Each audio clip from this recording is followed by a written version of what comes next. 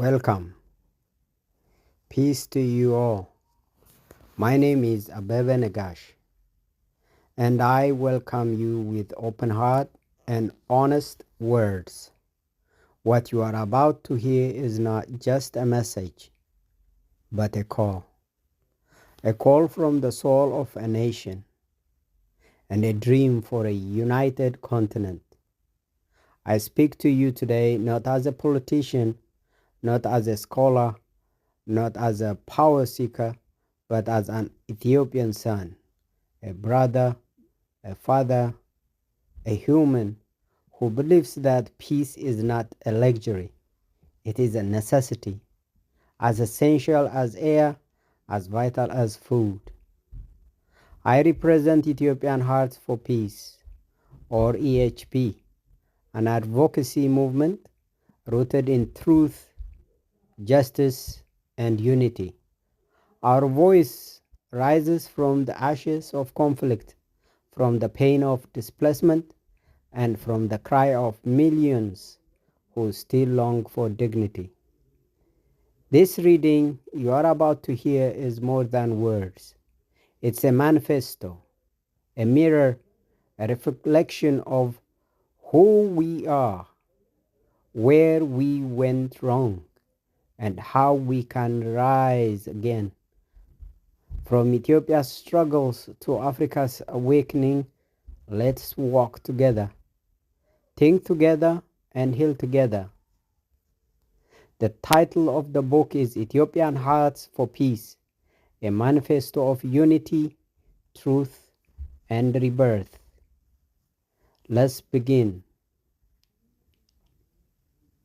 Chapter 1. The Crisis of Truth.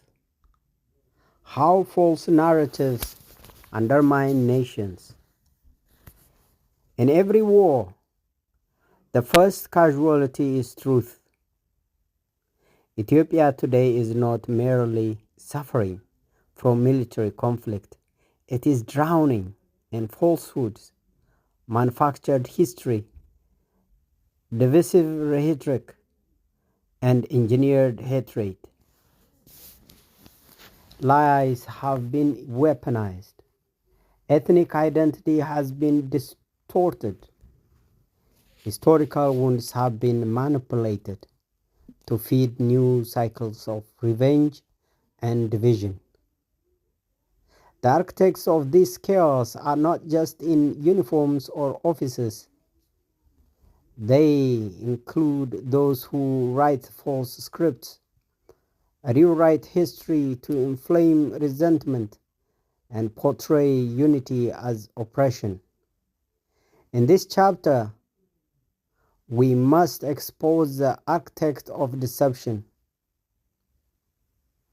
the selective telling of history that glorifies secessionism while demonizing togetherness, the mythologizing of victimhood to legitimize violence, the foreign engineered academic narratives that subtly promote disintegration, the media amplification of polarizing voices, silencing voices of reason.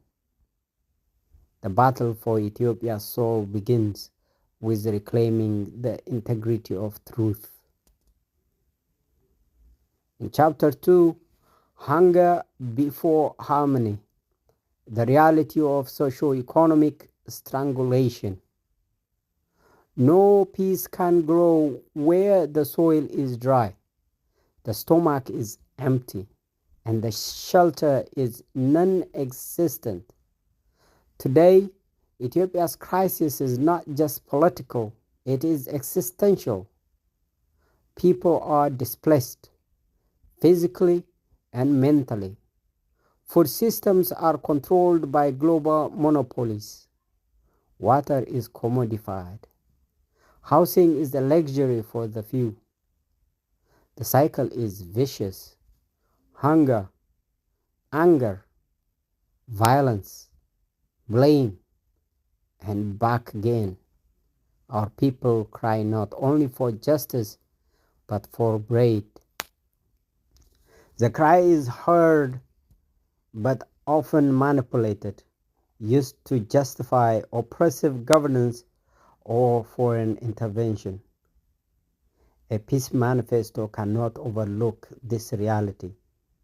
True peace must provide food, security, housing, dignity, access to clean water, and freedom from structural poverty. Without these foundations, the dream of unity remains abstract. In chapter 3 of this book, it says war as a systemic fire who benefits from the flames. There is a dangerous belief that war is sometimes necessary to reset nations. Some even say it is like a wildfire, burning the old to fertilize the new. But in truth, war mostly burns the poor, the weak, the innocent. The powerful rarely burn. They trade, rebuild, and continue ruling. Ethiopia's wars have not been spontaneous. They have been engineered, funded, and directed. Who benefits? Arms dealers, ethnic warlords, corporate contractors, foreign strategic actors. Brothers and sisters, peace is the greatest threat to these actors. That's why the fire never ends unless the people rise to extinguish, not with more fire, but with a flood of truth and solidarity. In chapter 4, the rise of technocratic modular governance, a new African horizon is described. In a continent burdened by political trauma, could a new model of governance rise? A governance that is not ideological, not corrupt, not tribal, but technocratic, modular, and ethics based. Let me repeat. A governance that is not ideological, not corrupt, not tribal, but technocratic, modular, and ethics based. Imagine a system where local units govern themselves with decentralized autonomy, but with shared core principles. Leadership is selected through merit, expertise, and integrity, not bloodlines or ballots. AI helps moderate citizens' dialogue, identify grievances, and propose evidence-based solutions. Institutions are modular, scalable, replicable, and accountable. This is not science from fiction. It's a vision of pragmatic transformation where ethics meets technology and tradition meets innovation. EHP believes that Ethiopia could pilot this model and Africa could expand it continent-wide. Modular governance, guided by conscience, could be the new revolution. Chapter 5, Healing the Soul of a Nation Toward Reconciliation and Rebirth. No peace is possible without justice, and no justice is sustainable without reconciliation. Ethiopia's past is wounded, its present is bleeding, but its future is still waiting. Healing is not amnesia. Healing means confronting crimes, telling truth, acknowledging suffering without revenge. A nation cannot bury pain under slogans. It must confront it with wisdom, with rituals of reconciliation, with truth telling, assemblies, and with the courage to forgive without forgetting. The HP proposes a national reconciliation process led not by elites but by ordinary citizens, elders, mothers, youth. The soul of a nation must be heard, healed, and honored. In this book, there is a final manifesto, a call for Ethiopian and African rebirth. This is our call to restore truth over propaganda, to promote ethical governance over political theater, to fight for dignity in daily life, food, water, shelter, safety, to confront war profiteers, media manipulators, and corrupt elites, to build a technocratic, modular, ethical system of governance, to awaken the people, to unite Ethiopia, and in doing so, inspire Africa. The hour is late, the pain is deep, but the soul of our people still breathes. Let's rise, let's reconcile, let us rebuild, let us be proud again, let us be free together. Ethiopian Hearts for Peace stands with you always. Let the spirit of peace rise. In a world where silence is cheaper than justice and war is louder than wisdom, let this not be just another echo. Let it be a fire, not of destruction, but of illumination. A fire that burns through falsehoods, lights up truth, and warms the hearts of a wounded people. Ethiopia is not just a name on a map. It is a spirit, resilient, ancient, wise, and worthy of renewal. Africa is not a battleground for interest. It is a womb of humanity, and it must rise with dignity, not division. Let no soul sleep peacefully while others bleed unjustly.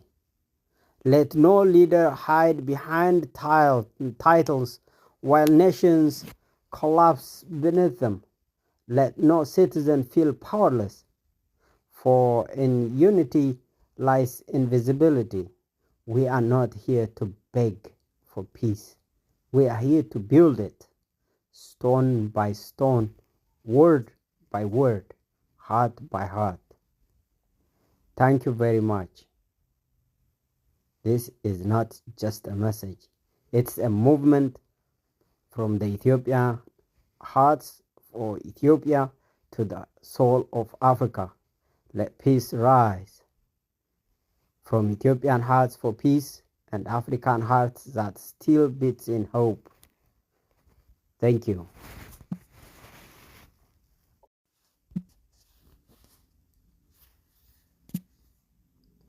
Voices of doubt, questions of the soul. You may ask, but isn't this just another dream? Haven't we heard such words before?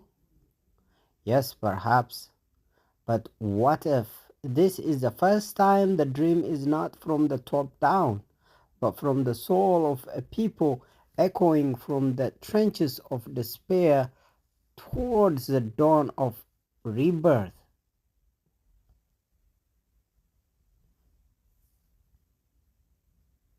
Another question may be, Can unity really rise in a land soaked in centuries of division and betrayal? It can, not by erasing our differences, but by learning to carry them in harmony, not in hostility. Another question may be, isn't this too realistic for our brutal reality?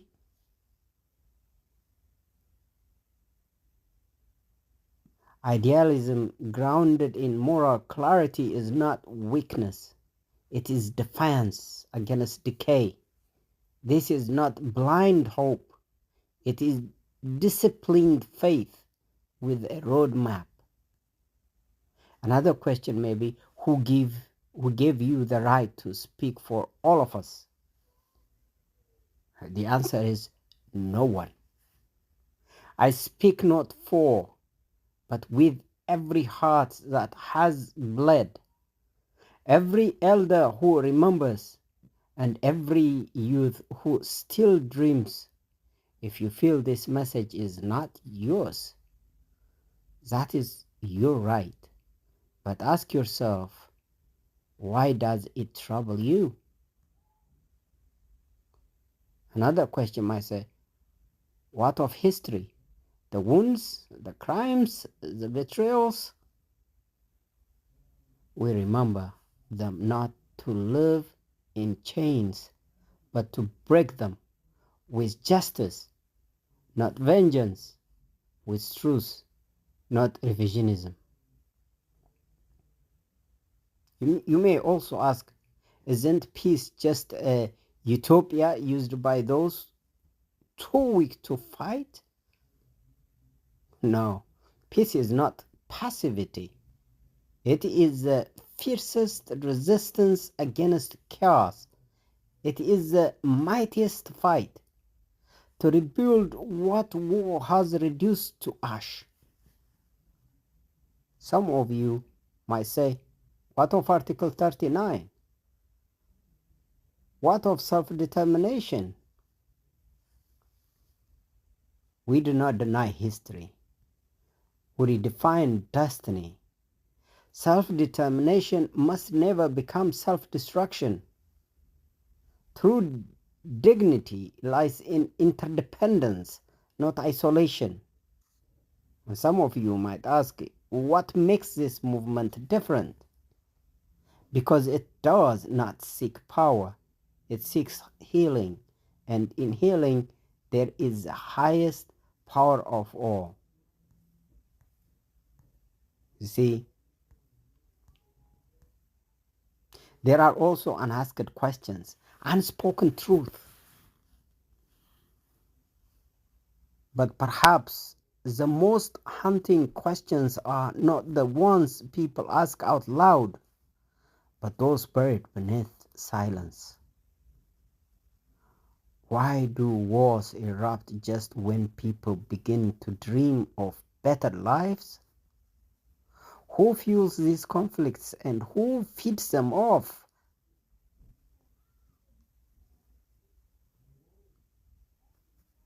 Why do politicians never solve the root of suffering, only manage it, prolong it, rename it? Is peace inconvenient because it disrupts profit? Why are weapons cheaper than water and drones more available than dignity? Why is telling the truth more dangerous than pulling a trigger? These are not rhetorical questions. They are the question of a generation betrayed, a generation that must now decide. Do we continue walking on roads paved by warlords, or do we carve new paths with the tools of truth, unity, and justice?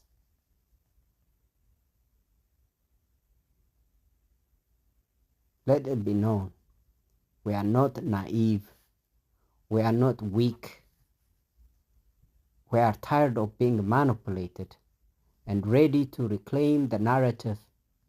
Peace is not a lullaby. It is a revolution of conscience. It's a revolution of consciousness, I'd rather say. Thank you very much.